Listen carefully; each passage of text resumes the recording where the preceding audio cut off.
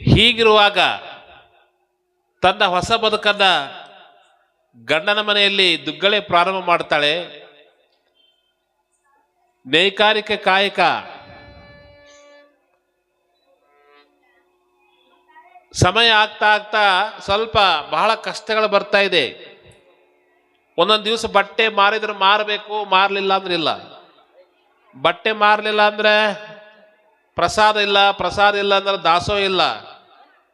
ಒಂದು ದಿವಸ ಉಪವಾಸ ವನವಾಸ ಹಿಂಗೆ ಕಾಲಹರಣ ಮಾಡುವಾಗ ದಾಸಮಯ್ಯನವರು ಇದಕ್ಕೇನಾದರೂ ಒಂದು ಮಾರ್ಗವನ್ನು ಕಾಳಕೊಡಬೇಕಂತ ತಿಳ್ಕೊಂಡು ಎಲ್ಲೋ ಹೋಗಿ ಬಹಳ ಕಷ್ಟಪಟ್ಟು ರೇಷ್ಮೆಯ ನೂಲು ತೊಗೊಂಬರ್ತಾರೆ. ರೇಷ್ಮೆ, ಆ ರೇಷ್ಮೆಯ ನೂಲಿನಿಂದ ದಾಸಮಯ್ಯನವರು ಒಂದು ಅದ್ಭುತವಾಗಿರ್ತಕ್ಕಂಥ ವಸ್ತ್ರವನ್ನು ನೇಯ್ತಾರೆ.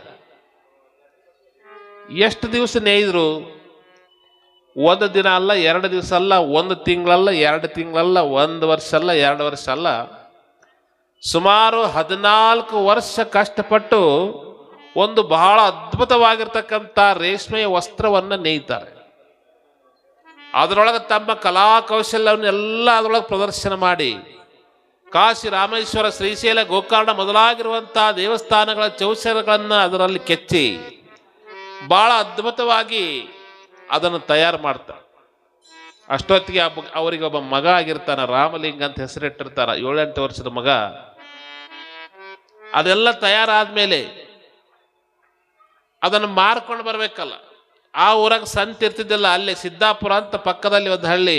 ದುಗ್ಗಳಿಗೆ ಹೇಳ್ತಾಳೆ, ದುಗ್ಗಳ ಇದನ್ನು ಒಯ್ದು ಸಿದ್ದಾಪುರದ ಸಂತಿಯೊಳಗೆ ಮಾರ್ಕೊಂಡು ಬರ್ತೀನಿ ಅಂತ ಆ ಸಿದ್ದಾಪುರಕ್ಕೆ ಬಂದು ಆ ಸಂತಿಯೊಳಗೆ ವಸ್ತ್ರ ಹಿಂಗೆ ಹಿಡ್ಕೊಂಡು ನಿಲ್ತಾನ ದಾಸಿಮಯ್ಯ. ನೋಡ್ರಿ ಶರಣರೇ, ಯಾರಿಗೆ ಬೇಕು, ಎಷ್ಟಕ್ಕೆ ಬೇಕು ಈ ವಸ್ತ್ರ? ಬಹಳ ಸುಂದರವಾಗಿರುವಂತಹದ್ದು ರೇಷ್ಮೆಯ ವಸ್ತ್ರ, 14 ವರ್ಷ ಕಷ್ಟಪಟ್ಟು ನೇಯ್ದಿರುವಂಥ ವಸ್ತ್ರ. ಯಾರಿಗೆ ಎಷ್ಟಕ್ಕೆ ಬೇಕು ಅಷ್ಟಕ್ಕೆ ಇದನ್ನು ಬೇಡ್ರಿ ಅಂತ ಹಿಡ್ಕೊಂಡು ನಿಂತ. ಬೆಳಗಿನಿಂದ ಸಾಯಂಕಾಲ ತನಕ ಆ ವಸ್ತ್ರ ಹಿಡ್ಕೊಂಡು ನಿಂತರು ಒಬ್ಬರು ಬಂದು 1 ನಯಾ ಪೈಸಕ್ಕೆ ಬೇಕಂತ ಬೇಡಲಿಲ್ಲ. ಅದನ್ನು ಎಲ್ಲರೂ ದೂರದಿಂದ ನೋಡ್ಬೇಕು. ಅಬ್ಬಾಬಾಬಾಬೋ, ಏನು ಕಾಶಿ, ಏನು ರಾಮೇಶ್ವರ, ಏನು ಗೋಕರ್ಣ, ಅಲ್ಲಲ್ಲ ಎಂಥ ಅದ್ಭುತ ಕಲಾಪ, ಎಷ್ಟು ಕಿಮ್ಮತ್ತಿಂದಿರ್ಬೇಕಿದು. ಇದು ಎಲ್ಲ ರಾಜ ಮಹಾರಾಜರ ಹತ್ರ ಇರೋದು. ನಮ್ಮಂಥವ್ರು ಅರೇ ಇದು ನಮ್ಮ ಯೋಗ್ಯತೆ ಅನ್ನೋದನ್ನ ಕೊಳ್ಳೋದು. ಅಬಾಬಾಬಾ ಅಲ್ಲಲ್ಲ ಅಂತ ಎಲ್ಲರೂ ಅಲ್ಲೇ ಅಬಾಬಾಬಾ ಅಲ್ಲಲ್ಲ ಅಂತ ದೂರದ ಕೈ ಮುಗಿದು ಹೋಗ್ಬಿಟ್ರಿ ಎಲ್ಲರೂ. ಸಂಜೆ ಆತು, ಏನು ಮಾಡ್ತೀರಿ? ಮುಗಿದು ಹೋಯ್ತಲ್ಲ. ವಸ್ತ್ರ ಬಗಲಾಗಿ ಇಟ್ಕೊಂಡು ಮಡಿಚಿ ವಾಪಸ್ ಊರಿಗೆ ನಡ್ಕೊಂತ ಬಂದ. ಬರುವಾಗ ನೋಡ್ರಿ ಸಾಯಂಕಾಲ ಹೊತ್ತು ಮುಳುಗೋ ಹೊತ್ತು ಸಣ್ಣಗೆ ಮಳೆ ಹನಿ, ತುಂತುರು ಗಾಳಿ ಬೀಸ್ತದೆ. ಒಬ್ಬ 70-80 ವರ್ಷದ ಹಾಗಲ ಹಣ್ಣಿನಂತ ಮುದುಕ, ಮೈ ಮೇಲೆ ಸರಿಯಾಗಿ ಬಟ್ಟೆ ಸಹಿತ ಇದ್ದಿಲ್ಲ, ಒಂದು ಕೋಲ್ ಹಿಡ್ಕೊಂಡು ದೂಡಿದ್ರೆ ಬೀಳ್ಬೇಕು, ಕಡ್ಕೊಂಡು ಬೀಳ್ಬೇಕು, ಅಷ್ಟು ಆ ವೃದ್ಧ. ಅಪ್ಪ ಭಾಳ ಚಳಿಯಪ್ಪ, ಭಾಳ ಥಂಡಿ, ಯಾರಾದರೂ ಒಂದು ಏನಾದರೂ ಕೌದಿ ಕಂಬಳು ಏನಾದರೂ ಒಂದು ಗಿದ್ರು ಕೊಡ್ರಪ್ಪ, ಈ ಚಳಿ ತಡ್ಕೊಳಕ್ ಆಗವಲ್ದಂತ ಇವನು ಮುಂದೆ ಬಂದ. ದಾಸಿಮಯ್ಯನವರು ಅವನನ್ನು ನೋಡಿದ ತಕ್ಷಣವೇ ಅವರ ಮನಸ್ಸು ಕರಗಿ ನೀರಾಯ್ತು. ಚೇ ಎಷ್ಟು ನೋಡ್ರಿ, ಬರೀ ಎಲಬು ತೊಗಲು ಅಷ್ಟೇ ಐತಿ. ಎಷ್ಟು ಚಳಿಯಿಂದ ಈ ಮುದುಕ ನಡಿಗೆ ಸತ್ತೇ ಹೋಗ್ತಾನೆ. ಇವನಿಗೇನಾದರೂ ಕೊಡಬೇಕಂದ್ರೆ ನನ್ನ ಹತ್ರ ಏನು ಇಲ್ಲಲ್ಲ ಅಂತ ಹಿಂಗೆ ನೋಡ್ತಾರೆ. ಆ ರೇಷ್ಮೆ ವಸ್ತ್ರ ಬಿಟ್ಟರೆ ಬೇರೆ ಏನು ಇದ್ದಿಲ್ಲ ಅವನ ಹತ್ರ, ದಾಸಿಮಯ್ಯನ ಹತ್ರ. ನೋಡ್ರಿ, 14 ವರ್ಷ ಕಷ್ಟಪಟ್ಟು ನೇದಿರುವಂತಹ ಎಷ್ಟೋ ಕಿಮ್ಮತ್ತಿನ ಆ ವಸ್ತ್ರವನ್ನ ದಾಸಿಮಯ್ಯ ಆ ಮುದುಕನ ಮೇಲೆ ಹಿಂಗೆ ಹೊಚ್ಚಿಬಿಟ್ಟ. ತಗೊಳಪ್ಪ, ಇದನ್ನ ತಗೊಂಡು ಬೆಚ್ಚಗಿರೋ. ಆಗ ಆ ಮುದುಕ ಹಿಂಗೆ ನೋಡ್ತಾನದನ್ನ ನೋಡಿ, ಅಯ್ಯಪ್ಪ, ಇದು ಭಾಳ ಕಿಮ್ಮತ್ತಿದ್ದಂಗೆ ಐತಪ್ಪ, ಇದು ರೇಷ್ಮೆ ಇದ್ದಂಗೆ ಐತಿ. ಅಯ್ಯೋ, ನನಗ್ಯಾಕೆ ಇಂಥದ್ದು? ನನಗೊಂದು ಯಾವ್ದಾರ ಹರಕ್ಕೆ ಕೌದೇವೋ ಕಂಬಳೆವೋ ಒಂದು ಚಾದಾರ ಎಂಥದಾರ ಇದ್ರೆ ಸಾಕಪ್ಪ. ಅಯ್ಯೋ, ಇದು ಬ್ಯಾಡ ನನಗೆ.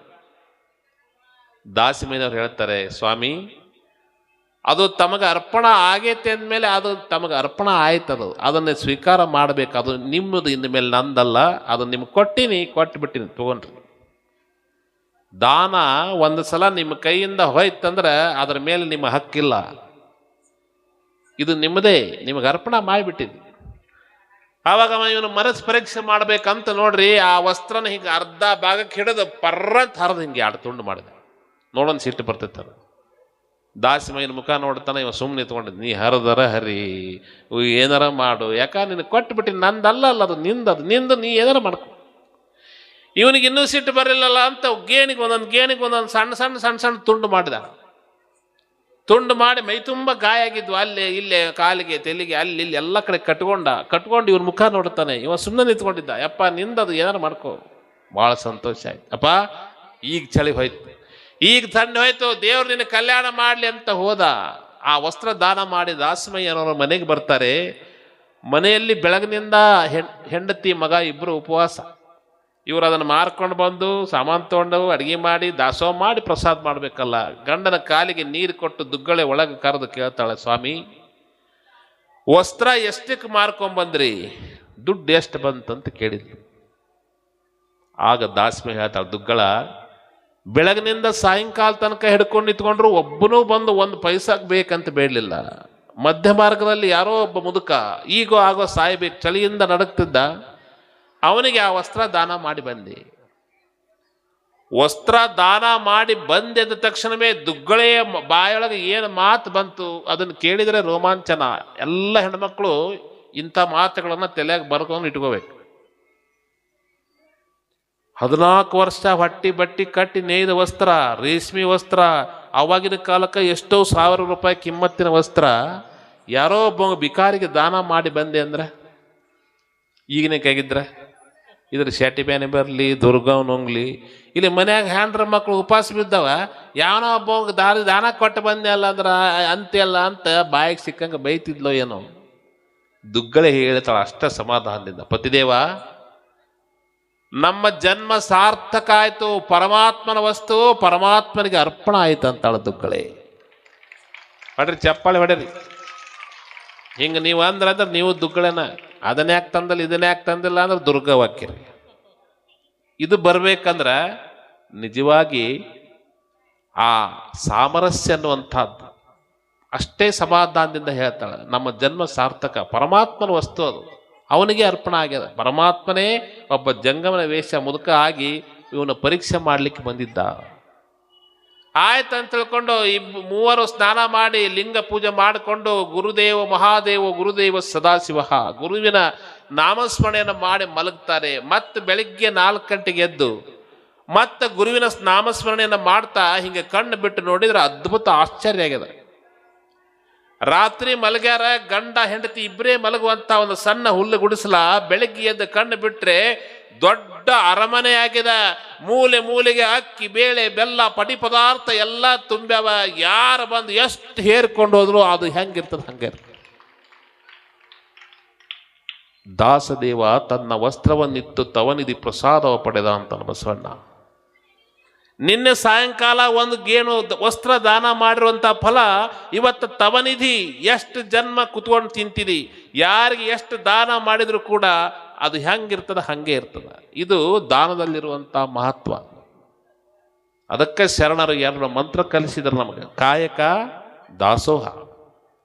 ಕಾಯಕದಿಂದ ಬಂದಿದ್ದನ್ನು ದಾಸೋಹದ ಮೂಲಕವಾಗಿ ವಿನಿಯೋಗಿಸುವಂಥದ್ದು. ಆ ದಾನಕ್ಕಿಂತಲೂ ಕೂಡ ದಾಸೋಹ ಶ್ರೇಷ್ಠ.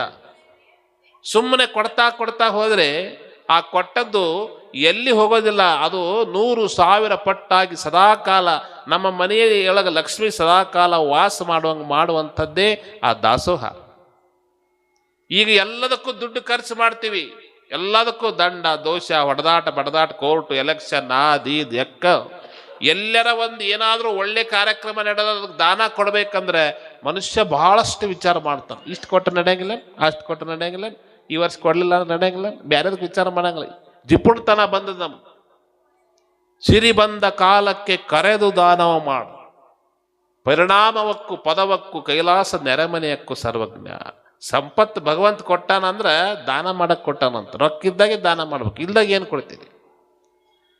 ಇದ್ದವರು ಇಲ್ಲದವರ ಜೊತೆಗೆ ಹಂಚಿಕೊಂಡು ತಿನ್ಬೇಕಂತ ಭಗವಂತ ಸಂಪತ್ತು ಕೊಟ್ಟಾನ. ಕರೆದು ಕೊಡ್ತಿದ್ರಂತ ಅವಾಗ, ಕರೆದು. ಈಗ 20 ಸಲ ಚಪ್ಪಲ್ ಹರಿತನ ಅಡ್ಡಾಡಿದ್ರು ವಾಗ್ದಾನ. ಈಗ ದಾನ ಅಲ್ಲ, ವಾಗ್ದಾನ. ಕೊಡ್ತೀವಳ, ಮುಗಿಸ್ರಿ ನಿಮ್ಮ ಕಾರ್ಯಕ್ರಮ. ಒಂದೂರಾಗ ಒಬ್ಬ ಜಿಪುಣಿದ್ದ, ದೊಡ್ಡ ಶ್ರೀಮಂತ, ಭಾಳ ದೊಡ್ಡ ಶ್ರೀಮಂತ, ಕರೋಡಪತಿ, ಕೋಟ್ಯಾಧಿಪತಿ, ಭಾಳ ಜಿಪುಣ ಅಂದ್ರೆ ಭಾಳ ಜಿಪುಣ. ಅವನಷ್ಟು ಜಿಪುಣ್ರಿ ಈ ಊರಾಗಂತೂ ಯಾರಿಲ್ಲ. ಯಾಕಂದ್ರೆ ಹನುಮ ಸಾಗರ ಅಂದ್ರೆ ಇದ್ರ ಮತ್ತೊಂದು ಹೆಸರು ಅಂದ್ರೆ ಭಕ್ತಿ ಸಾಗರ. ನಿಮ್ಮೂರಾಗ ಯಾರಿಲ್ಲ, ಇದ್ರ ನೋಡ್ಕೊರಿ.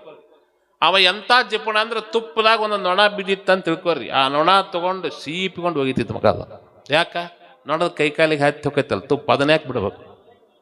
ಅಷ್ಟ ಆದ್ರೆ ಭಾಳ ಚಲೋ. ಮತ್ತು ಆ ನೊಣ ತೊಗೊಂಡು ಅದನ್ನ ಹಿಂಗೆ ಸೀಳ್ತಿದ್ದಂತ, ಹೊಟ್ಟೆಗೆ ಹೋದ್ರ ಅಂತ. ಅದನ್ನು ಜಿಪುಣಾಗ್ರೇಶ್ವರ ಚಕ್ರವರ್ತಿ ಇವನು ಮೀರ್ಸ ಜಿಪುಣ್ರೇ ಇಲ್ಲ. ಅವ ಮನಿ ಮುಂದೊಂದು ಬೋರ್ಡ್ ಹಾಕಿದ್ದ, ದ ಅಂತ ಬೋರ್ಡ್ ಹಾಕಿದ್ದ. ಮನಿ ಊರು ಅಂದ್ಕೊಳ್ಳಿ ಯಾರ ಬರ್ಬೇಕಲ್ಲ, ಭಿಕ್ಷುಕರು, ಪುರಾಣ ಪಟ್ಟಿ, ಮತ್ತೊಬ್ರು ಭಿಕ್ಷಾಂದೇಹಿ ಅಂತ ನಿಂದಿರ್ಬೇಕು. ಅವಂಗ ಬೋರ್ಡ್ ಏಯ್ ಅಲ್ಲಿ ಮ್ಯಾಲೆ ಬೋರ್ಡ್ ಐತಿ ಕಾಣಲ್ಲ, ಎಲ್ಲಿತ್ತು? ಇಲ್ಲಿ ಮೇಲೆ ಐತಿ. ಮೇಲೆ ಏನೈತಿ? ತದನಂತ ಐತ್ರಿ. ಮತ್ತೆ ಅದ್ರ ಅರ್ಥ ತಿಳಿಲಿಲ್ಲ? ಇಲ್ರಿಪ್ಪ ಗುರ್ತಾಗಿಲ್ಲ. ನೋಡು, ಅಂದ್ರೆ ತಾತ ಮುತ್ತಾತನ ಕಾಲದಿಂದಲೂ, ಅಂದ್ರೆ ದಾನವನ್ನ ಧರ್ಮವನ್ನ ಅಂದ್ರೆ ಮಾಡೋದಿಲ್ಲ ಹೋಗನ್ಬೇಕು. ಅವು ಹಂಗ ಬೆಪ್ಪಾಗಿ ಹೋಗ್ಬಿಡ್ತಿದ್ವು. ಎಲ್ಲರಿಗೂ ಬೋರ್ಡ್ ತೋರಿಸೋದು, ಅರ್ಥ ಹೇಳೋದು, ಕಳಿಸೋದು. ಒಂದು ದಯಾ ಪೈಸೆ ಕೊಟ್ಟಿದ್ದಿಲ್ಲ ಹುಟ್ಟಿದಾಗಿಂದ ಒಬ್ಬರಿಗೂ. ಅವಾಗ ಆ ಊರಾಗ ಅವ್ನ ಪರಿಚಯ ಇದ್ದ ಒಬ್ಬ ಮಾವ ಅಂತಾನ, ಏನು ಕಡಿಮೆ ಆಗಿತ್ತು ಸಾವುಕಾರ್ಗ. ಅಂದಾನಿಸಿ ಎಷ್ಟು ಕೊಟ್ಟಾನ ಅಂದ್ರೆ, ಸುಡಾಕ್ ಹತ್ತಿರ ಎಷ್ಟು ವರ್ಷ ಬೇಕು ಸುಡಾಕ್, ಅಷ್ಟು ಸಂಪತ್ತು ಐತಿ. ಒಬ್ರಿಗೆ ಒಂದು ನಯ ಪೈಸೆ ಕೊಡಂಗಿಲ್ಲಲ್ಲ. ಮಜಾ ಮಾಡ್ಬೇಕು. ಸ್ವಲ್ಪ ವೇಷ ಬದಲಾಯಿಸ್ಕೊಂಡು ಒಂದು ಬಟ್ಟೆ ತೊಗೊಂಡು ತಾನು ತದನಂತ ಬರೆಸ್ಕೊಂಡು ಕೊಳ್ಳಾಗ ಹಾಕ್ಕೊಂಡು ಹಾಸಿ ಹೊಚ್ಕೊಂಡು ಎಲ್ಲ ತೊಗೊಂಡು ಒಂದು ದಿವ್ಸ ಮುಂಜಾನೆ ಎದ್ಕೊಳ್ಳಿ ಇನ್ನೂ ಕಣ್ಣು ತಿಕ್ಕು ಅಂತ ಹೇಳ್ತಿದ್ದ. ಭಿಕ್ಷಾಂದೆ ಅಂತ ಬಂದಿಂತ. ಹೇಯ್ ಕಣ್ಕಾಣಲ್ ಬೋರ್ಡು ಎಲ್ಲೈತಿ? ಅಲ್ಲಿ ಮೇಲೆ ನಾನು ತದನ ನೀನು ತದನ. ಎಲ್ಲಿ ಕುಂತಿಯಪ್ಪ ಹನ್ನೊಂದು ಸಾಗರದಾಗ? ನಮ್ಮ ತದನ ಬೀಗ್ರು ಎಲ್ಲರ ಸಿಗ್ತಾರ ಅಂತ ಇಡೀ ಕರ್ನಾಟಕ ಎಲ್ಲ ಹುಡುಕಿದೆ, ಎಲ್ಲಿ ಸಿಗ್ಲಿಲ್ಲಲ್ಲ, ಇಲ್ಲಿ ಬಂದು ಕುಂತಿಯಲ್ಲೋ ಅಂತ ಪಾಠಶಾಲೆಗೆ ಬಂದು ಧ್ವಜ ಊರೇ ಬಿಟ್ಟವ. ಅವ ನೋಡ್ತಾನ, ಇವನು ತದನಂತ ಬೋರ್ಡ್ ಹಾಕೊಂಡಿದ್ನಲ್ಲ, ಮತ್ತೆ ಇಬ್ಬರು ತದನ ಅಂದ್ರೆ ಬೀಗ್ರ ಆಗ್ಬೇಕಾತಲ್ಲ. ಮತ್ತೆ ಏನು ಮಾಡ್ಬೇಕೀಗ? ಹಂಗೆ ಮ್ಯಾಲೆ ಭಾಳ ಚಲೋ ಆತ್ರಿ, ನಾವು ನಮ್ಮ ಬೀಗರು ಒಬ್ರು ಬರೋಲ್ರಲ್ಲ ಅಂತ ಅಂತಿದ್ದೆ ಅಂತ ನೀವರ ಬಂದಿರಲ್ಲ, ಭಾಳ ಚಲೋ. ಆರಾಮ ನೀವು ಆರಾಮ 6, 7, 8 ಆತ ಹೊಟ್ಯಾಗ ಡೊಂಬ್ರಾಟ್ ಚಲೋ ಆತು. ಮುಂಜಾನೆ ಎದ್ದು ಏನು ಚಾ ಇಲ್ಲ ಕಾಪಿ ಇಲ್ಲ ಇದು. ಆವಾಗ ನೋಡ್ರಿ ಏನು ಮಾಡಬೇಕು, ಏನಾರ ಮಾಡಿ ಇವನು ಓಡಿಸ್ಬೇಕಂತ ತಿಳ್ಕೊಂಡು ಹಂಗೆ ಒಳಗೆ ಬಂದು ಹೆಂಡ್ತಿ ಹೇಳ್ದ, ಏನ ಇವತ್ತು ಮುಂಜಾನೆ ಎದ್ದು ಯಾರ ಮುಖ ನೋಡಿವಿ ಏನೋ ಒಂದು ಗ್ರಹಚಾರ ವಕ್ಕರಿಸ್ಬಿಟ್ಟೈತಿ. ಯಾವನೋ ಒಬ್ಬನ ನಾನು ತತ್ತದ ನೀನು ತತ್ತದ ಇಬ್ರು ಬೀಗ್ರಂತ ಹಾಸಿ ಹೊಚ್ಕೊಂಡು ಎಲ್ಲ ತೊಗೊಂಡು ಬಂದಾನ ಮಗ. ಇಲ್ಲೇ ಒಂದು 15 ದಿನ ಕ್ಯಾಂಪ್ ಹಾಗಂಗೆ ಕಾಣಿಸ್ತಾನ. ಅದಕ್ಕೆ ನೀವೊಂದು ಕೆಲಸ ಮಾಡು, ಈಗಿಂದೀಗಲೇ ಓಡಿಸಿ ಬರ್ತಿದ್ದವು. ಏನು ಮಾಡಲಿ? ಏನಿಲ್ಲ, ಒಂದು ಸೀರೆ ಒಂದು ತಂಬಿಗೆ ತೊಗೊಂಡು ಹೊರಗೆ ಕೊಂಡ್ರು. ಈ ಬೇರೆ ಹೆಣ್ಮಕ್ಳು ಬೇರೆ ಮತ್ತದೊಳಗೆ ಹೆಣ್ಮಕ್ಳು ಮಾಸಿಕ ಋತು ಬಂದಾಗ ಅವರು 3 ದಿವಸ ಒಳಗೆ ಬರೋಂಗಿಲ್ಲ, ಅಡುಗೆ ಮಾಡೋಂಗಿಲ್ಲ, ಇವರ ಮಾಡ್ಕೊಂಡು ತಿನ್ನಬೇಕು. ಹಂಗೆ ನಮ್ಮಲ್ಲಿ ಹಂಗಿಲ್ಲ. ಹಂಗೆ ಅಷ್ಟು ಹೇಳಿ ನಾವು ಓಡಿಸಿ ಬರ್ತೀನಿ ಅಂತ ಬಂದು, ಏನ್ರಿ ಬೀಗ್ರ ಹಗಲಲ್ಲ ಬರೋರಲ್ಲ ಬಿಡರಲ್ಲ, ಎಷ್ಟೋ ವರ್ಷಕ್ಕೊಮ್ಮೆ ಬಂದಿರಿ ಅಂದ್ರೆ ನಿಮ್ಮನ್ನು ನಮ್ಮ ಮನ್ಯಾಗ ಕೆಲವು ದಿವಸ ಇಟ್ಕೊಂಡು ದಿನ ಕೇಸರಿ ಬಾತ್, ಕೈ ಬಾತ್, ಆ ಬಾತ್ ಈ ಬಾತ್ ಮಾಡಿ ತಿನ್ನಿಸ್ಬೇಕಂತ ಹೊಟ್ಟೆ ಕುದೀತೈತಿ. ಆದ್ರೆ ಏನು ಮಾಡಲಿ, ಇನ್ನೇ ಇದೆ ನಮ್ಮ ಮನೆ ಅಕ್ಕಿ ಹೊರಗೆ ಕೂತಾಳ. ಆಕಿ 3 ದಿವಸ ಒಳಗೆ ಬರೋಂಗಿಲ್ಲ, ನನಗೂ ಅಡುಗೆ ಮಾಡೋಕ್ಕೆ ಬರೋಂಗಿಲ್ಲ. ನನಗೆ 3 ದಿವಸ ಉಪವಾಸ ತಿಂಗಳಿಗೆ ಇದ್ದಿದ್ದು ರೂಢಿ ಐತಿ. ಅದಕ್ಕೆ ಪಾಪ ತಾವು ಯಾವಾಗ ಉಂಡಿದ್ರು, ಎಷ್ಟೊತ್ತಿನಾಗ ಉಂಡಿದ್ರು, ಅದಕ್ಕೆ ಯಾರ್ದಾರ ಮನೆಗೆ ಹೋಗಿ ಊಟ ಮಾಡ್ಕೊಂಬರ್ಬೋದಲ್ಲ ಅಂತ ಭಾಷಣ ಚಲೋ ಮಾಡಿದ ಮಗ ಇವ. ಅವ್ನು ಗೊತ್ತಿತ್ತು ಒಳಗೆ ಹೋಗಿ ಏನೋ ಮಾಡಿ ಬಂದ. ತಾವ ಅಂದ, ನೋಡಪ್ಪ ನೀನು ತತ್ತದನ ನಾನು ತತ್ತದನ, ಹೌದಲ್ಲ? ನಿನ್ನಿಲ್ಲಿ ಉಪವಾಸ ಕೆಡವಿ ನಾ ಮಂದಿ ಮನೆಗೆ ಹೋಗಿ ಉಂಡು ಬಂದ್ರೆ ನನಗೆ ಯಾವ ತತ್ತದನ ಅಂತಾರ? ಇಲ್ಲ, ನೀ ಉಣ್ತೀನಿ ಉಪವಾಸ ಇದ್ರೆ ಉಪವಾಸ ಇರ್ತೀನಿ ಅಂತ ಹಾಸಿಕೊಂಡು ಹೊಚ್ಕೊಂಡು ಮುಕೊಂಡ್ಬಿಟ್ಟವ.